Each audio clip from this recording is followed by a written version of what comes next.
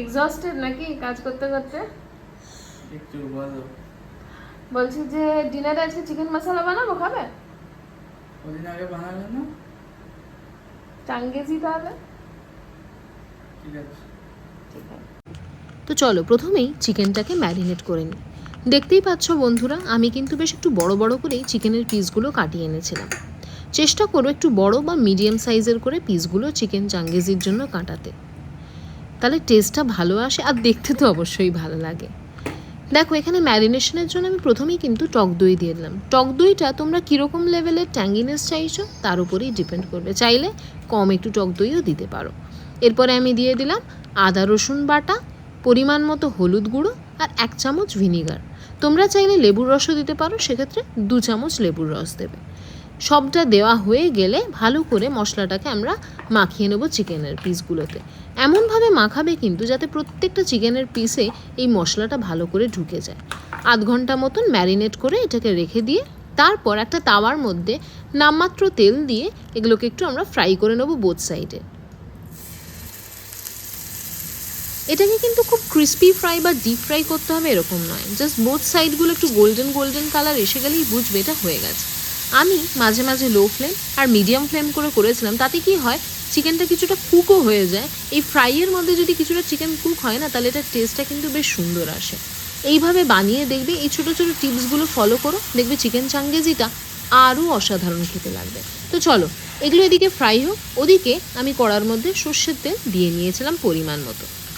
তেলটা গরম হয়ে যাওয়ার পর তার মধ্যে আমি 2টো মিডিয়াম সাইজের পেঁয়াজ কুচি দিয়ে ভালো করে ভেজে নেব। পেঁয়াজগুলোকেও কিন্তু খুব ডিপ ফ্রাই করতে হবে না, একটু হালকা হালকা বাদামি রঙেরই ওগুলোকে কিন্তু আমরা তুলে নেব। আগে একটু পেঁয়াজগুলো ভালো করে লালচে করে ভেজে নিই। চলো, এই চিকেন চাঙ্গেজি ওল্ড দিল্লির খুব ফেমাস একটা রেসিপি, জানো তো? এটা বিভিন্ন জনে বিভিন্নভাবে বানায়। আমি এইভাবে বানিয়ে দেখেছি, ভীষণ সুন্দর খেতে লাগে, জানো তো? তবে হ্যাঁ, নিজের রান্না বলে কিন্তু একদম বলছি না। তোমরা নিজেরাই এই রেসিপি ফলো করে বাড়িতে একবার ট্রাই করে দেখো, আর নিজেরা তারপর বলো আমি ঠিক বললাম কিনা। এদিকে দেখো পেঁয়াজটা হালকা ভাজা হওয়ার পরেই আমি এর মধ্যে একটা মিডিয়াম সাইজের টমেটোকে কুচিয়ে দিয়ে দিয়েছি। এদিকে দেখো আমাদের চিকেনের পিসগুলোতেও বেশ সুন্দর একটা লালচে রঙ এসে গেছে। এবার আমি পাল্টে দিচ্ছি এগুলোকে, যাতে আরেকটা দিকেও এরকম সুন্দর লালচে বাদামি একটা কালার চলে আসে। সব চিকেনগুলোকে পাল্টে দিয়ে দেখব পেঁয়াজটার ততক্ষণে কি অবস্থা। এই দেখো টমেটোগুলো কি সুন্দর গলে গেছে না? এবার এর মধ্যে আমি দিয়ে দিচ্ছি প্রায় 6-7টা মতো কাজু। এগুলোকেও ভালো করে নাড়াচাড়া করে নেব। একটু ভাজা হয়ে গেলেই এটাকে নামিয়ে ঠান্ডা করব। তারপরে আমি এটার একটা লাম্পি মতো পেস্ট তৈরি করব। হ্যাঁ, আমি কিন্তু স্মুথ পেস্ট বানাবো না, একটু দানা দানা থাকবে, যাতে টেক্সচারটা অ্যাড হয় গ্রেভিটাতে, আর টেস্টটা এটা একদম অন্যরকম হয়। মনে রেখো, একটু লাম্পি পেস্ট বানাবে, স্মুথ পেস্ট কিন্তু না।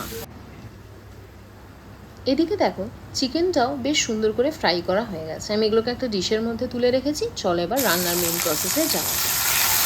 সর্ষের তেলের মধ্যে প্রথমেই আমি আদা রসুন বাটা দিয়ে ভালো করে একটু কষিয়ে নিচ্ছি, যতক্ষণ না কাঁচা রসুন আর আদার গন্ধটা চলে যায়। এরপর আমি এই মশলাটার মধ্যেই দিয়ে দেব একটা পেস্ট, যাতে আমি দিয়েছিলাম হলুদ গুঁড়ো, লঙ্কা গুঁড়ো, জিরে গুঁড়ো, ধনে গুঁড়ো, যেখানে ধনে গুঁড়োর পরিমাণটাই একটু বেশি ছিল। এটাকে একটা জল দিয়ে পেস্ট বানিয়ে নিয়ে আমি সেই পেস্টটা এর মধ্যে দিয়ে আবার একটু কিছুক্ষণ কষিয়ে নিচ্ছি, যতক্ষণ না এই মশলার গন্ধগুলোও চলে যায়।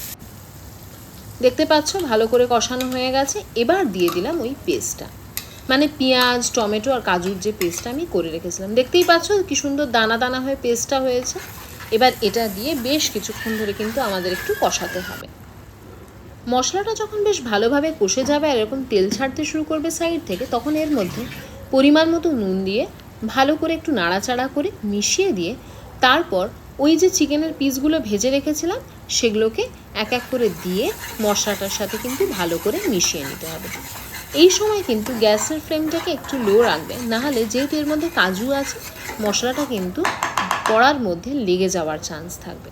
দেখো নুনটা ভালো করে মিশিয়ে দিলাম। এবার চিকেনের পিসগুলো দিয়ে ভালো করে মিশিয়ে নেব মশলাটার সাথে, যাতে প্রত্যেকটা চিকেনের গায়ে মশলাটা ভালোভাবে লেগে যায়। এই রেসিপিটা ভাত ফ্রাইড রাইসের সাথেও যায়, আবার রুটি পরোটার সাথেও যায়। স্পেসিফিক্যালি নান, তন্দুরি রুটি, রুমালি রুটি এই জাতীয় ডিশের সাথে এটা খুব সুন্দর খেতে লাগে। চিকেনের পিসগুলোকে গ্রেভিটার সাথে ভালো করে মাখিয়ে নিয়ে আমি 10 মিনিটের জন্য মিডিয়াম ফ্লেমে রেখেছিলাম যাতে একটু তেল ছেড়ে যায়। তারপরেই আমি মিক্সারের ওই কৌটোটার মধ্যেই কিন্তু একটু জল দিয়ে দিয়েছিলাম, যেটা ওই কাজু আর পেঁয়াজের পেস্টটা বানিয়েছিলাম সেই জলটা এবার দেখো এর মধ্যে দিয়ে দিলাম। এবার দিয়ে একটু ভালো করে মিশিয়ে নিয়ে লো ফ্লেমে ঢাকা দিয়ে চিকেনটা ওয়েল কুক হওয়ার জন্য মোটামুটি 20 মিনিট মতন রেখে দিতে হবে।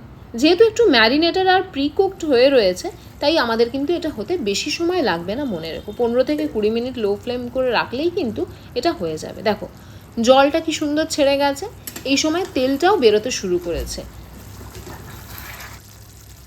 এবার গ্রেভিটা একটু ড্রাই করার জন্য গ্যাসটার ফ্লেমটাকে কিন্তু একদম হাই করে দিতে হবে, দিয়ে একটু গ্রেভিটাকে শুকিয়ে নেব। তবে একটা জিনিস কিন্তু মনে রাখবে, যখনই গ্যাসের ফ্লেমটা হাই রাখবে তখন একটু করে চেক করে নিও যাতে তলায় লেগে না যায়, কারণ কাজুর পেস্ট থাকলে লেগে যাওয়ার চান্স খুব বেশি থাকে। এদিকে দেখো জলটাও শুকিয়ে গেছে, গ্রেভিটার থেকে ভালো মতন তেল ছেড়ে গেছে। আমি এই সময় ওপর থেকে অনেকটা পরিমাণে গরম মশলা দিয়ে দিয়েছিলাম। এবার ভালো করে এটাকে মিশিয়ে নিচ্ছি, দিয়ে আমি আরও 10 মিনিট মতন মিডিয়াম ফ্লেমে রেখে দিয়েছিলাম। দেখো কি সুন্দর রঙটা এসছে না? তাহলে রেসিপিটা তো দেখে নিলে, এবার হচ্ছে বাড়িতে বানাতে হবে। ঝটপট এটা বানিয়ে ফেলো তো, আর আমাকে জানাও কমেন্ট করে কেমন লাগলো খেতে এই চিকেন চাঙ্গেজিটা। দেখতেই পাচ্ছ আমাদের চিকেন চাঙ্গেজি একদম রেডি টু সার্ভ। এরকমই আরও ভালো ভালো রেসিপি পেতে হলে কিন্তু ঝটপট আমার চ্যানেলটা সাবস্ক্রাইব করে নাও, আর হ্যাঁ লাইক শেয়ার করতেও ভুলো না কিন্তু।